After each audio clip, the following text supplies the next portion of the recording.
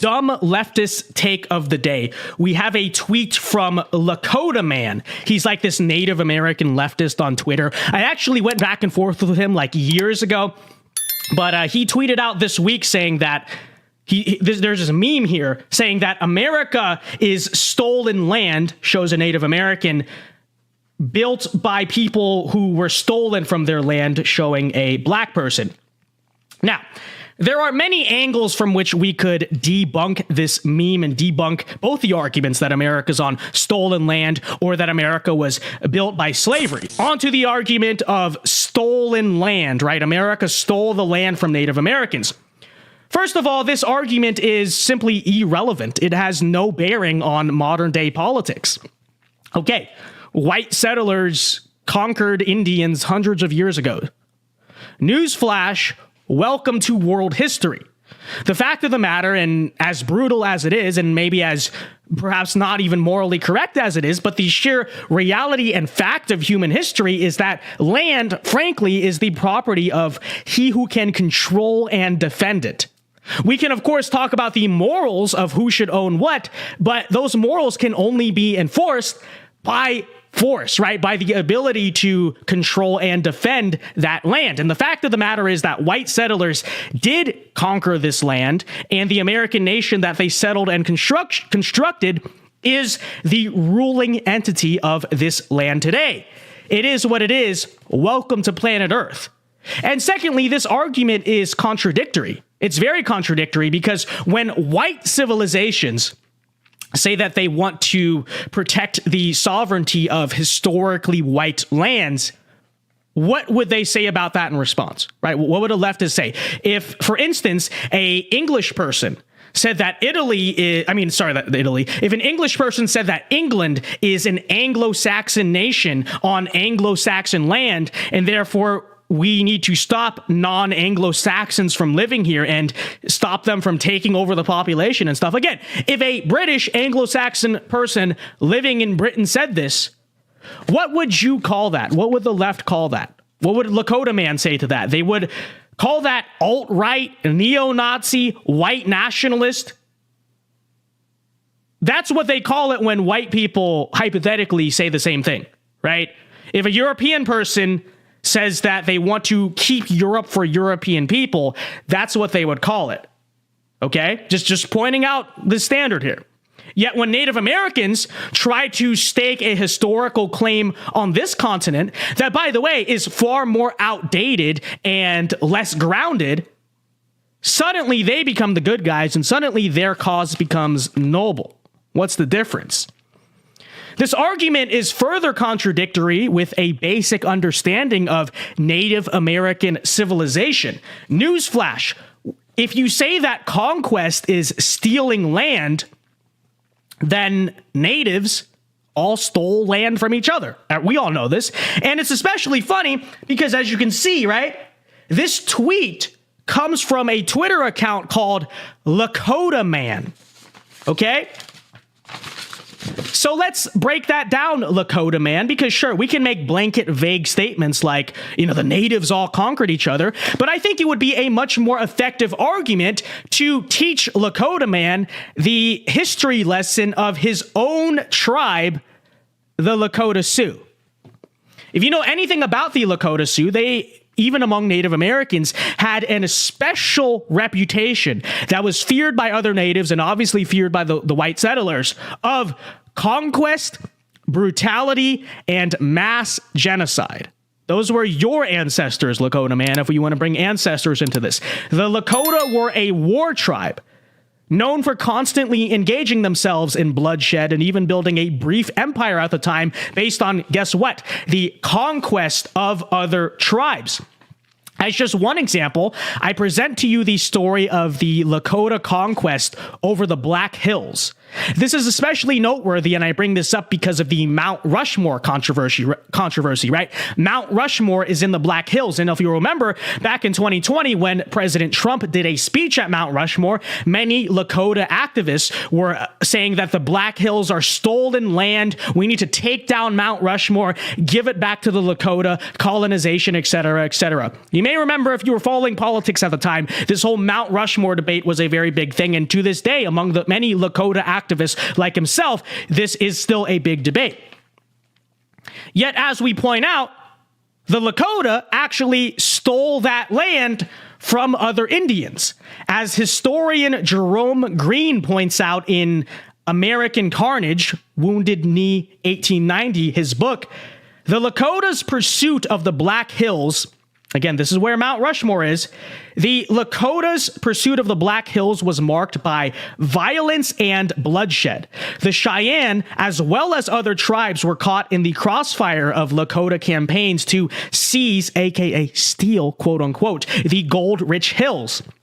Lakota warriors often mounted hit-and-run raids on Cheyenne villages and hunting camps, killing men, women, and children, and taking horses and other property. Over time, the violence escalated as more and more Lakotas sought to gain control of the area. And as further described by historian Robert Utley, the Sioux, the Lakota Sioux, were determined to have the Black Hills, and they were willing to use any means necessary to achieve their goal. Interesting. They destroyed the Arapaho, nearly exterminated the Cheyenne, and left a trail of death, destruction, and human misery across the plains. The Cheyenne fought with a great deal of courage and determination, but they were eventually forced to surrender and accept the Sioux's term. The Black Hills were ceded to the Lakota Sioux, and the Cheyenne were left to pick up the pieces of their shattered lives. Isn't that interesting? It is a member of this tribe who is now lecturing modern Americans about stealing their land in the 1800s, when their largely entire legacy as a tribe is, quote unquote, stealing land. Now, I don't use that term because, like, stealing implies what, you came in the night and just live there? No, that's like squatting. I think there's a difference. Conquest. But again, this is the terminology, stealing land. As I will reiterate, and as these historians point out, again, even of the Native American tribes, the Lakota Sioux have a special track record of brutality and conquest. And in comparison to a lot of the other tribes on this continent, that is saying a lot. To further demonstrate the brutality of the Lakota Sioux, we read from accounts of Richard Henry Pratt. Quote, "The warriors in making their attacks were not content with mere killing, but found a special joy in taking scalps. They did not spare the women or children in their attacks, and their very love for war and scalping made them merciless." The Sioux were celebrated for their brutal and cowardly manner of warfare.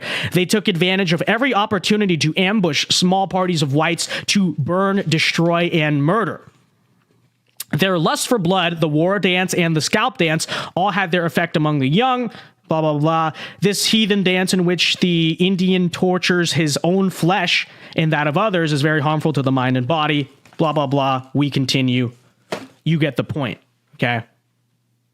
Graphic, I'm sorry, maybe I should have put a disclaimer on that. It is a little bit graphic details, but I just want to prove a point. This is the guy accusing Americans, modern Americans, of stealing his land. This is the guy claiming that, again, I'm not attacking the guy personally, right? He's not, he's not his ancestors. Modern Americans are not their ancestors. They're the modern people, right? But if he's going to bring up this whole ancestral argument, hey, your ancestors, Mr. Lakota Man, at least by modern standards, I don't know what your moral standards are, but at least by our modern standards, we're not exactly the noblest and nicest and most innocent people. The land that you claim was supposedly stolen from your tribe actually took from other tribes and achieved equal or maybe even worse, arguably, levels of brutality there. Now, with all of this information in mind, let me go further to make a case that might be a little bit controversial, just a little bit, but still nonetheless true, which is that, and again, maybe a hot take here, but The European settlement and conquest of the Americas was actually a net positive in world history and ought to be something that is viewed, at least in a net sense, of being a positive thing, not a negative thing. We tend to have this approach even as conservatives of saying like, oh, well, colonization was bad, but it is what it is. We can't fix it now. We can't rectify it now. But why actually was it bad, though? Genuine question. I mean, sure, this is not to deny that there were brutal things that European settlers did, as did many natives, very often to a worse extent. Welcome to warfare. Welcome to conquest. But as people hundreds of years later, we really ought to look back and objectively analyze how the European settlement of America was actually quite a good thing for this land, because Europeans, whatever, people killed each other. Again, that's history, that's human history. But as a result of it, the Europeans did not leave just mass destruction in their wake. Actually, they brought things like order, stability, technology, and frankly, let me put this very bluntly, civilization, at least in our understanding of it, to this land. And as a matter of fact, Europeans, again, criticize them whatever you will, but they actually ended the brutal practices like scalping, like human sacrifice among the Aztecs, and gave us the sort of modern ethics that we now judge history on today. And most importantly to me as a Christian, Europeans brought Christianity and the gospel to this land and to the natives, which is, in my opinion, the most important and positive byproduct of colonization. Are we too seriously? I mean, let's just ask this honestly. Okay, and I know it's not politically correct to say. The politically correct answer, even among conservatives, is to say, oh, well, it was bad, but, you know, what are we going to do about it now? No, I'm going to ask this question. Are we really to look at the Lakota lands of today and say that our world would be a better place without, you know, American settlement on those lands? Hot take maybe, but I would say that at least, you know, as in the lens of modern people, we ought to view the colonists and settlers as heroes. Maybe not perfect heroes, but heroes nonetheless. And every time that I see running electricity and water in my house, the fact that I see, oh, look, I have this computer here in North America and we're able to do this stream, I have functional roads I can drive on. I don't hear about scalpings happening very often. I am reminded of how grateful I am, actually, that European settlers prevailed over the Native Americans.